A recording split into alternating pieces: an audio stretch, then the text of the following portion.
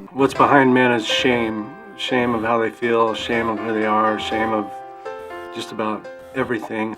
Being vulnerable is a good thing. They need to find their own power. Men need to find their power back. Women are finding theirs, and men are kind of stuck out in the middle of no man's land, and they just need to find who they are.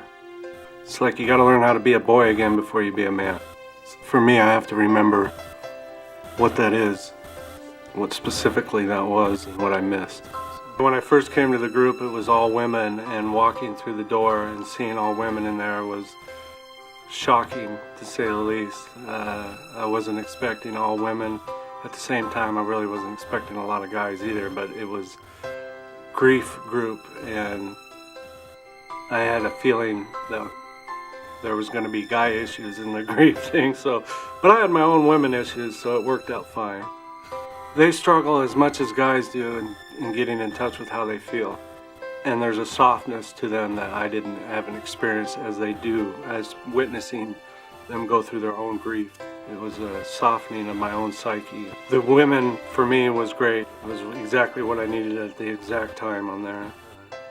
I didn't need a bunch of guys. I needed to hear from women. So it worked out great. In personal mythology, I learned it was how powerful a myth can be in our own minds, how we make this stuff up in our own minds, and what a grip that has on people. And it's a terrible thing. My personal myth was shame. Shame and I don't matter, you don't matter. That's what I learned. God, I have so many of them. I'm responsible for everybody's feelings, responsible for all kinds of stuff that I've been holding on to for years.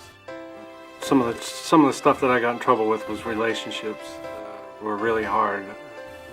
Most of my stuff was based on rejection. I didn't even realize I was doing the one thing that I didn't want to happen. I was creating by picking these people that would reject me. It's a lot to admit and accept that you're actually picking people to reject you.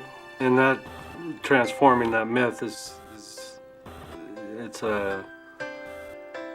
it's not something that happens overnight. I have these moments where things are clear and just brief instances of everything's okay. I'm where I'm supposed to be, which is an entirely new feeling for me. When you have those aha moments, those moments where it's like everything's okay, stuff I've never felt before.